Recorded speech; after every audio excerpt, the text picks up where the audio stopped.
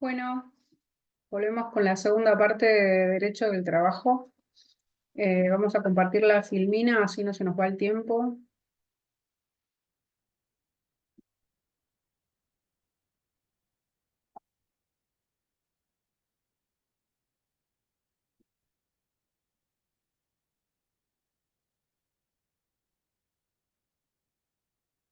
Vamos a seguir y va a continuar con la prueba del contrato de trabajo.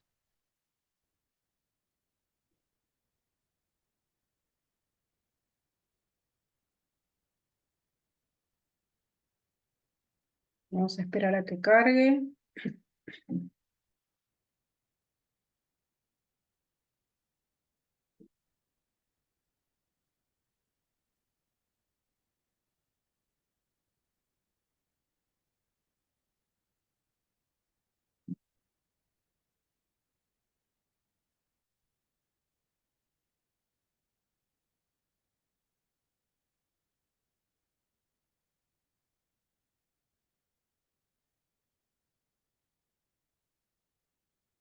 Bueno, vamos a buscarla.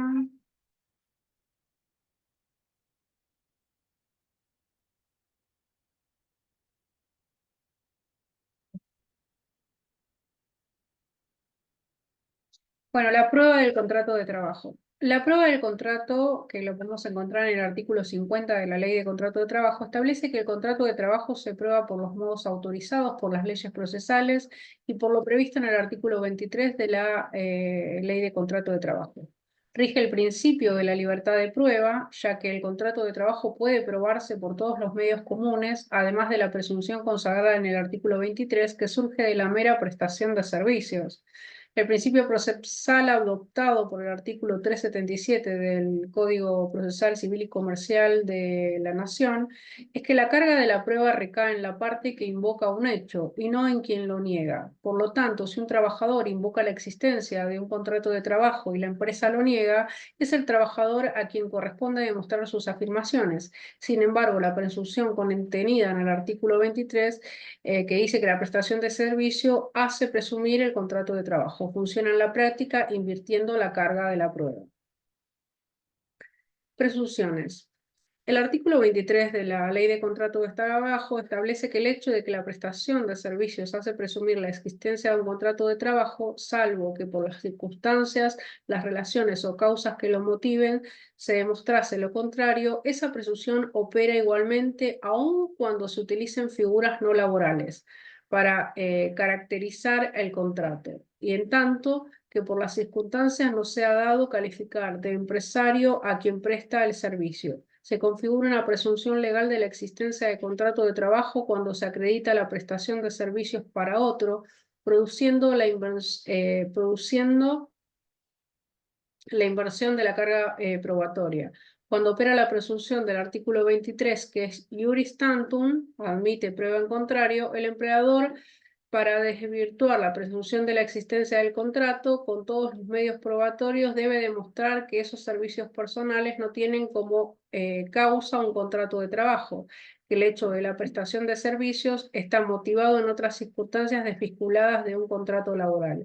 Existe una controversia en la jurisprudencia y en la doctrina con relación al alcance de la presunción. Los defensores de la postura restrictiva sostienen que para que se torne operativa se debe acreditar no solo la prestación de servicios, sino su carácter dependiente, es decir, la existencia del contrato de trabajo, mientras los que propician una postura amplia entienden que la sola demostración de la existencia de la prestación a favor de un tercero es suficiente para que opere la presunción.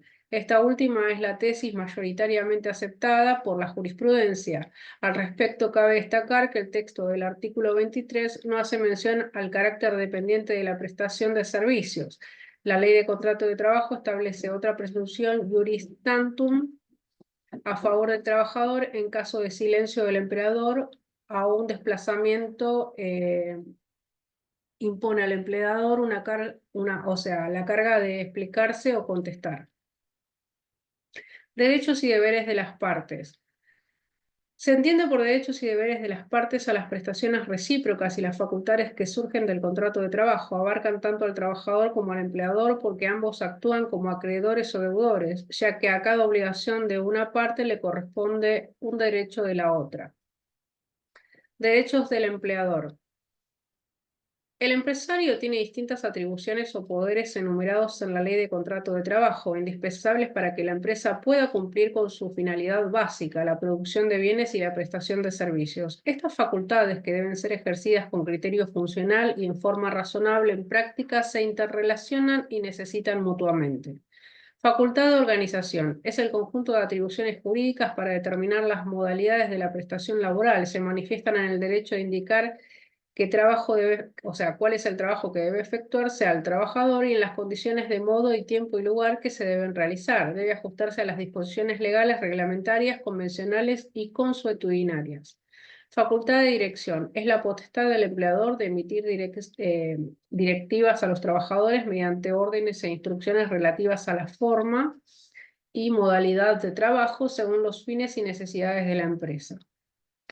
Derechos del empleador. Facultad de control. Se trata de una consecuencia lógica del poder de dirección y consiste en el poder y posibilidad del empleador de controlar la debida ejecución de las órdenes impartidas. Se realiza sobre la prestación de trabajo, verificando la producción y sobre la asistencia y puntualidad del trabajador. También incluye el control de salida, mediante el cual el empleador puede ejercer la custodia y protección de los bienes de la explotación mediante la realización de controles personales, cuyo fin no solo es el de evitar sustracciones de bienes de la empresa, sino también impedir que ingresen en el establecimiento elementos peligrosos o prohibidos. El control de salida debe cumplimentar 3 requisitos básicos: discreción, generalidad y automaticidad. Poder reglamentario. Las directivas del empleador pueden manifestarse verbalmente o por escrito en un reglamento interno. Consiste en la facultad del empleador de organizar el trabajo en un ordenamiento escrito, estableciendo obligaciones y previsiones propias de la actividad, la forma en que se deben realizar o prestar las tareas, la organización del trabajo y las conductas las conductas que deben asumir en determinadas ocasiones. Facultad de alterar las condiciones del trabajo, ius variandi. El artículo 66 de la Ley de Contrato de Trabajo 20.744 dispone que el empleador está facultado para introducir todos aquellos cambios relativos a la forma y modalidades de la prestación del trabajo, en tanto esos cambios no importen un ejercicio irrazonable de esa facultad ni alteren modalidades esenciales del contrato,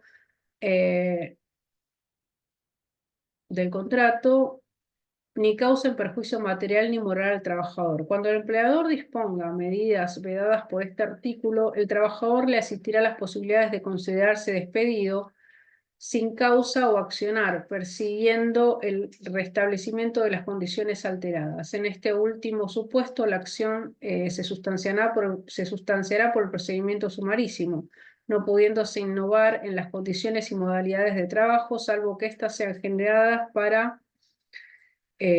sea para el establecimiento o sección, hasta que se recaiga sentencia definitiva. Se trata de un derecho discrecional, pero no absoluto. Es una facultad del empleador que debe ejercitarse con prudencia y en el modo razonable, y que está limitada por el cumplimiento de determinados requisitos.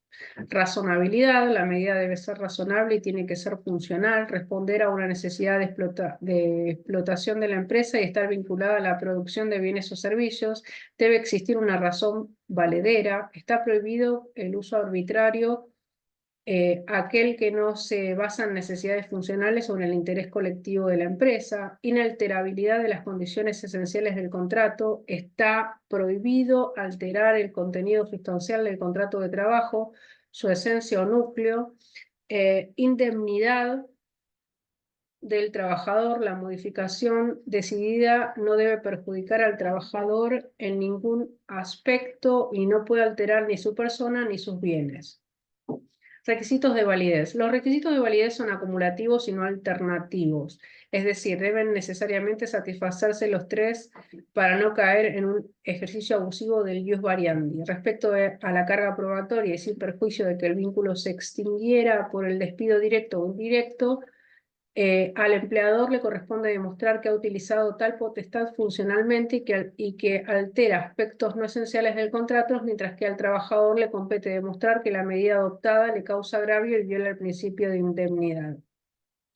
La remuneración. La remuneración es un elemento estructural del contrato que no puede modificarse por la decisión unilateral del empleador. Cualquier reducción salarial constituye un uso abusivo del ius variandis.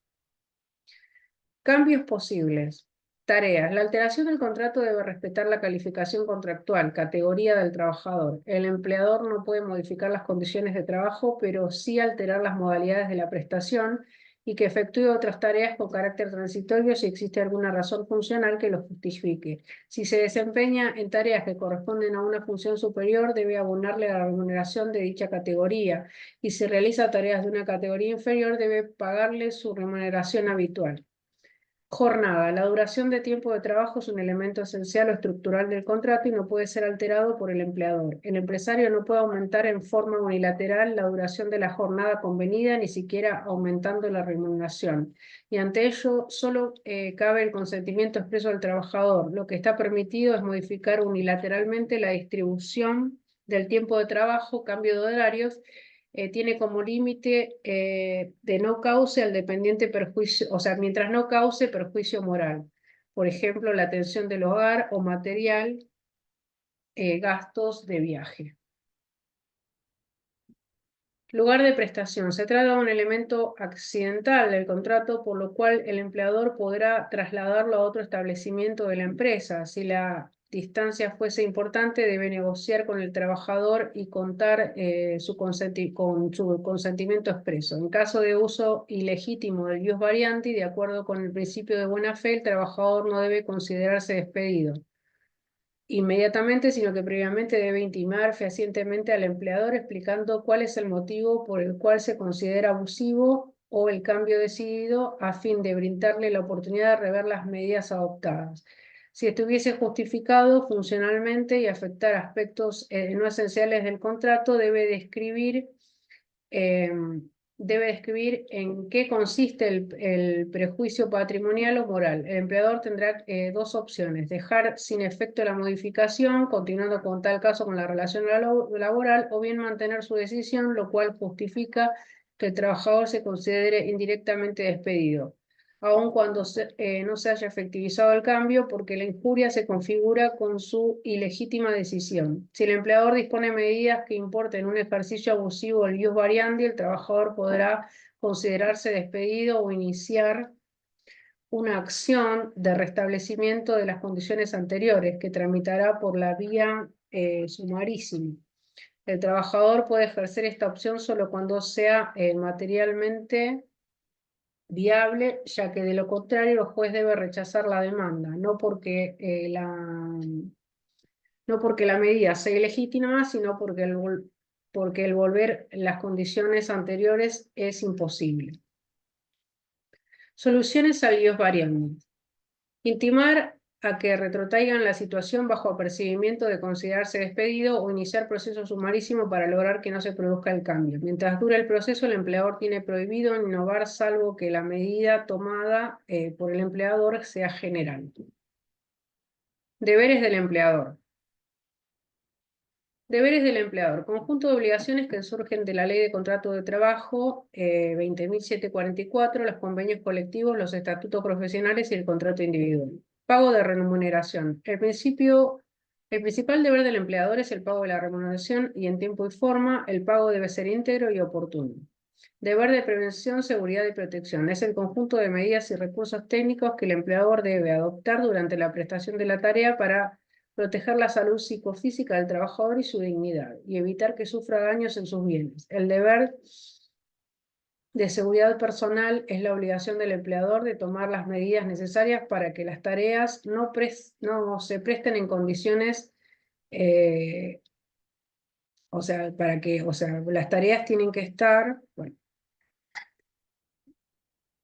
que las tareas nos meten en condiciones de seguridad inadecuadas para impedir la producción de daños evitables. El trabajador puede exigir el cumplimiento de este deber, aun cuando no se produzcan daños, o, por ejemplo, puede exigir la entrega de protectores auditivos y el ambiente del trabajo es ruidoso. En el deber de seguridad patrimonial o indemnidad, lo protegido son los bienes pertenecientes al trabajador o los que se vinculan con el trabajo. El deber de protección, alimentación y vivienda se refiere a los casos en los que el trabajador viva dentro del establecimiento. Consiste en la obligación del empleador de proteger la integridad psicofísica y los bienes del trabajador.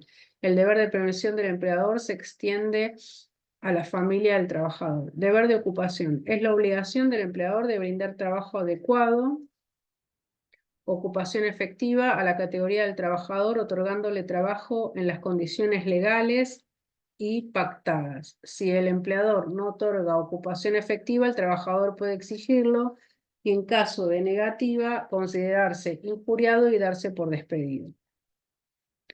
Deberes del empleador.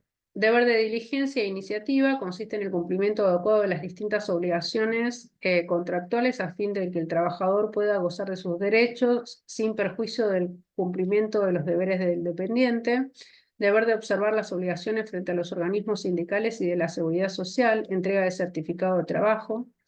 El empleador tiene 3 obligaciones: ingresar los aportes y contribuciones de la seguridad social y sindicales, entregar las constancias de tal cumplimiento cuando causas razonables así lo justifiquen, entregar al momento de la extinción un certificado de servicios y remuneraciones con constancia de tiempo de duración del empleo y de las cargas sociales ingresadas. Los aportes y contribuciones están dirigidos a cubrir las contingencias sociales, cuota sindical, contribuciones especiales pactadas con los convenios colectivos de trabajo y son las sumas retenidas al trabajador, aportes, a las que el empleador ingrese a modo de impuesto al trabajo y por razones de solidaridad, contribuciones. Deberes del empleador. Seguimos, son varios los deberes. Deber de no discriminar e igualdad de trato, parte del principio de igualdad ante la ley, consagrado en el artículo 16 de la Constitución Nacional, del principio de igualdad de remuneración por igual tarea, artículo 14 bis, y de la interpretación que ha ofrecido la Corte Suprema de Justicia al establecer que se debe dispensar igualdad de trato a los iguales en igualdad de circunstancias. Deber de llevar libro. Todo empleador está obligado a llevar un libro especial registrado y rubricado en las mismas condiciones que se exigen para los libros principales de comercio. Deber de formación profesional. Es la obligación del empleador de otorgar al trabajador capacitación profesional para desarrollar sus tareas en la empresa y colocarlo en condiciones de desempeñar otras funciones con mayores requerimientos técnicos para poder ser promovido y avanzar profesional y humanamente. Deber de información es el balance social, el derecho a la libre información de los trabajadores y el consecuente deber de los empleadores en el marco de la negociación colectiva constituye una herramienta trascendental a la hora de negociar colectivamente. Las empresas que ocupen a más de 300 trabajadores deben elaborar anualmente un balance social que recoja información sistematizada relativa a las condiciones de trabajo y empleo, costo laboral y prestaciones sociales a cargo de la empresa. El balance social debe ser girado por la empresa o sindicato como personería gremial. Derechos del trabajador, invenciones y descubrimientos del trabajador. Las invenciones o descubrimientos personales del trabajador son propiedad de éste, aun cuando se haya valido de instrumentos que no le pertenecen, salvo que haya sido contratado para ello o haya utilizado conocimiento o medios adquiridos con anterioridad por el empleador. Derecho de formación profesional. En las pymes. Es un derecho y un deber fundamental de los trabajadores de las pequeñas empresas, quienes tendrán acceso preferente a los programas de formación continua financiados con fondos públicos. Derechos del trabajador 2. Libertad de expresión. El empleador no podrá, ya sea al tiempo de su contratación, durante la vigencia del contrato o con vista a su disolución, realizar encuestas, averiguaciones e indagar sobre las opiniones políticas, religiosas, sindicales, culturales o de preferencia sexual del trabajador. Derecho a la intimidad, no violación de la correspondencia electrónica. Si bien no excluye la posibilidad de monitoreo de las cuentas corporativas de los empleados, ya que se trata de herramienta de trabajo, aunque cuenta con una expectativa de privacidad, la empresa que pretenda efectuar controles debe previamente aplicar e informar su política general a todos los empleados. Deberes del trabajador. Su incumplimiento puede configurar una injuria con entidad suficiente para que el empleador despida al trabajador con justa causa. Deber de diligencia y colaboración. El trabajador debe prestar el servicio con puntualidad, asistencia regular y dedicación adecuada a las características de su empleo y a los medios instrumentales que se le proveen. Respecto del deber de colaboración, el trabajador tiene la obligación de prestar auxilio o ayuda extraordinaria al empleador en caso de peligro grave o inminente para las personas o cosas incorporadas a la empresa y prestar servicios en horas suplementarias en caso de peligro o accidente ocurrido o fuerza mayor. Deber de fidelidad está relacionado con el principio de la buena fe y la conducta exigible al trabajador en la prestación del trabajo, conforme a patrones de honestidad. Consiste en la obligación del trabajo de no ejecutar acto alguno que pueda perjudicar los intereses del empleador. Deber de obediencia surge como contrapartida del poder de dirección del empleador e implica la subordinación jerárquica del trabajador a las directivas del empleador. Se refiere a órdenes legítimas y funcionales. Custodia de instrumentos del trabajo. Abarca tanto las maquinarias como las herramientas de que sirve el trabajador para efectuar sus tareas, pero no debe responder por su desgaste. Deberes del trabajador. Responsabilidad por daños. El trabajador es responsable ante el empleador de los daños que se cause a los intereses de éste, por dolo o culpa grave en el ejercicio de sus funciones. Excluye los daños no culposos y los que se causan en el incumplimiento de la diligencia normalmente exigible. Deber de no concurrencia. El trabajador debe abstenerse de ejecutar negociaciones por cuenta propia o ajena que pudieran afectar los intereses del empleador, salvo autorización de éste. Modalidades de contrato de trabajo, tipos de contrato. El principio general establecido en la Ley de Contrato de Trabajo 20.744 es el contrato por tiempo indeterminado. No tiene plazo de finalización, dura hasta que el trabajador esté en condiciones de jubilarse, salvo que se configuren las otras causales de extinción que enumera la ley. La regulación de los contratos por tiempo determinado está sujeta al cumplimiento de requisitos formales y sustanciales, recayendo la prueba de la existencia de este tipo de contrato sobre el empleador. Asimismo, en caso de duda por aplicación del principio de continuidad, las situaciones deben resolverse a favor de la continuidad o subsistencia del contrato.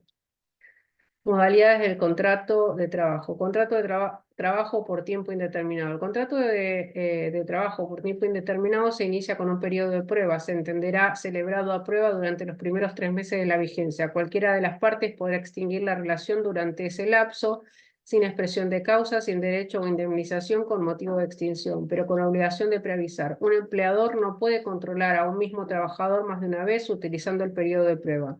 De hacerlo, se considerará de pleno derecho que el empleador ha renunciado al periodo de prueba. El uso abusivo del periodo de prueba con el objeto de evitar la efectivización de trabajadores será pasible de sanciones. El empleador debe registrar al trabajador que comienza su relación laboral por el periodo de prueba. Caso contrario, sin perjuicio de las consecuencias que se deriven de ese incumplimiento, se entenderá de pleno derecho que ha renunciado a dicho periodo. Las partes tienen los derechos y obligaciones propias de la relación laboral. Las partes están obligadas al pago de los aportes y contribuciones a la seguridad social. El trabajador tiene derecho durante el periodo de prueba a las prestaciones por accidente o enfermedad del trabajo, también por accidente o enfermedad inculpable que perdurará exclusivamente hasta la finalización del periodo de prueba si el empleador rescindiera el contrato de trabajo durante ese lapso. El periodo de prueba se computará como tiempo de servicios a todos, como tiempo de servicio a todos y es de la seguridad. Bueno, no llego a leer. Contrato por tiempo determinado. Modalidades. Contratos por tiempo determinado. Se trata de formas de contratación de carácter excepcional que por lo general están sujetas a un plazo determinado o determinable. La utilización de este tipo de contratos no depende solo de la voluntad del empleador, sino que además de cumplimentar los requisitos de forma establecidos por la ley, deben existir y probarse razones objetivas que permitan apartarse del principio general, que es el contrato por tiempo indeterminado. Contrato a plazo fijo. Para que resulte válido deben cumplirse requisitos formales y materiales. Los requisitos formales son, debe ser realizado por escrito expresándose la causa y que el plazo esté determinado. El requisito sustancial consiste en la existencia de una causa objetiva fundada en las modalidades de las tareas o en la actividad que justifique ese tipo de contratación. Ambos requisitos son acumulativos, deben concurrir en forma conjunta. B. El preaviso tiene la función especial de ratificar la fecha de vencimiento y confirmar la extinción del contrato. Las partes deben preavisar la extinción con antelación no menor a un mes ni mayor de 2. respecto de la expiración del contrato convenido. Si la duración es inferior a un mes, no se debe otorgar preaviso. El plazo de preaviso empieza a correr desde el día siguiente al de su notificación. C. La extinción se produce por vencimiento del plazo y el contrato tuvo una duración superior a un año. Habiendo mediado el preaviso, al trabajador le corresponde una indemnización del 50% de la indemnización común. D. Si se produce el despido del trabajador sin causa justificada antes del vencimiento del plazo, al trabajador le corresponde la indemnización por antigüedad y los daños y perjuicios provenientes del derecho común.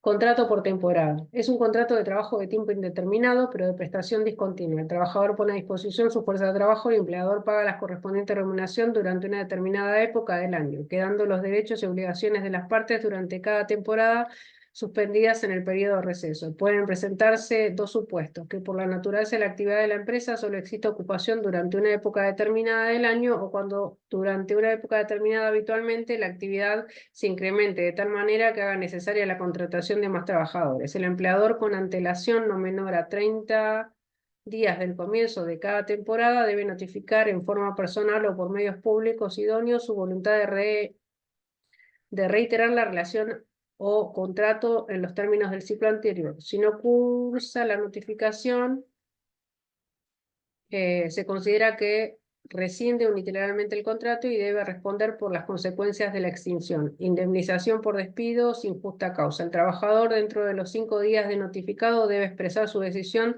de continuar la relación.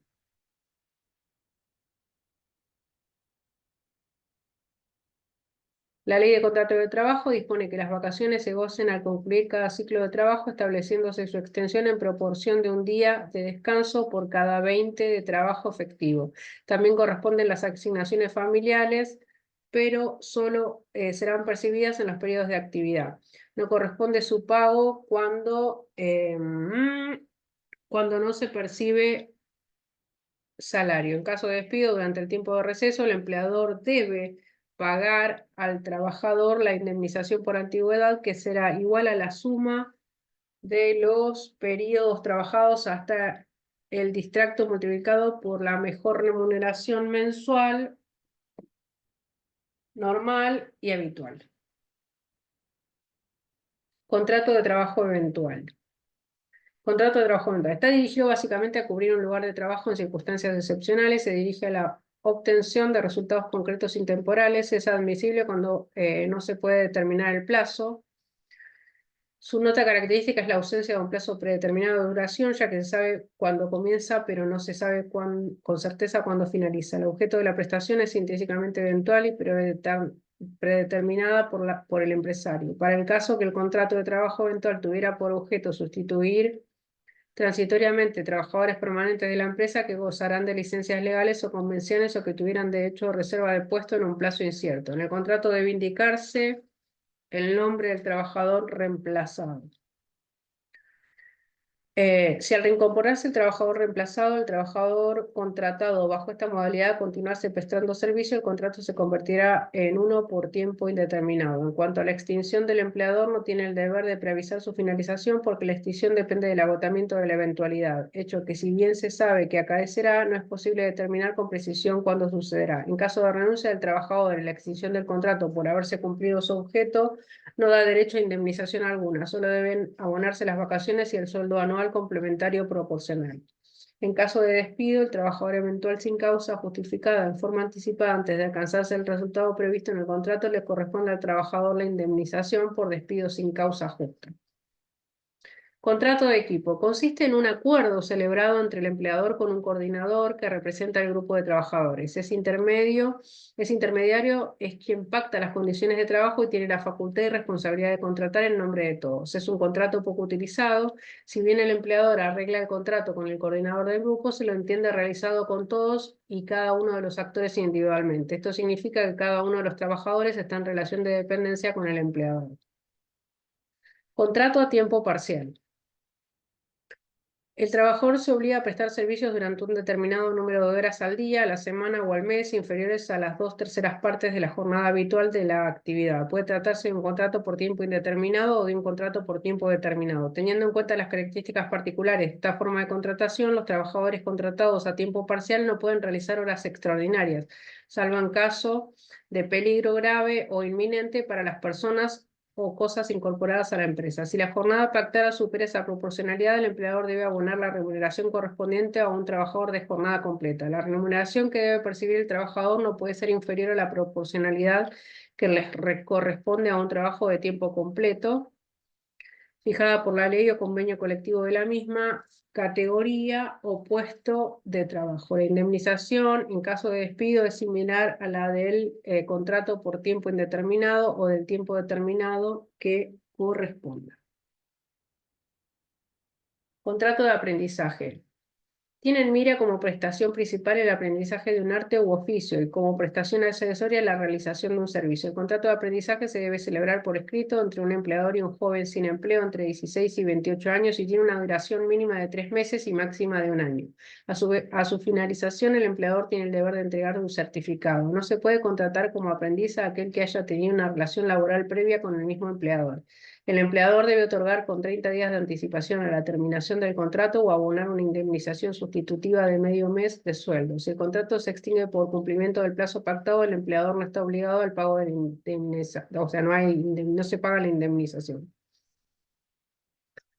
Otros contratos. Contratos no laborables son aquellos que tienen por finalidad la capacitación de un futuro trabajador, se los denomina prelaborales y su objetivo es otorgarle conocimientos en determinados oficios, arte o profesión para que luego se pueda desempeñar en un contrato en relación de dependencia. Pasantías, conjunto de actividades formativas que realizan los estudiantes en empresas u organismos públicos o empresas privadas con personería jurídica, sustantivamente relacionado con la propuesta curricular de los estudios cursados en unidades educativas que se reconoce como experiencia de alto valor pedagógico sin carácter obligatorio. Becas también son denominadas prácticas rentadas, tienen como finalidad la capacitación y entrenamiento del becado para la empresa becaria y la posterior inserción laboral en la compañía que ha contratado la beca o en otra que necesite de sus servicios. El contrato de beca se debe realizar por escrito y debe contemplar el sistema de evaluaciones y el programa de capacitación y entrenamiento. Su duración debe ser breve, no superior a 1 año, y el cese de contrato nos genera el derecho a la indemnización ni preaviso. La empresa debe entregar al becario un certificado. Salario.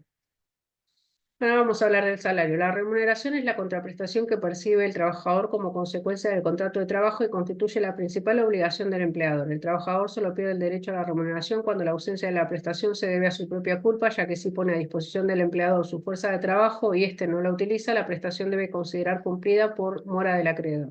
La relación de trabajo tiene siempre carácter oneroso y existe reciprocidad de prestaciones entre las partes. La remuneración siempre configura una ganancia o ventaja patrimonial para el trabajador. Bueno, vamos a cortar acá porque si no, no lo voy a poder seguir. Después ahora vamos a volver con otro video hablando de salario, ¿sí?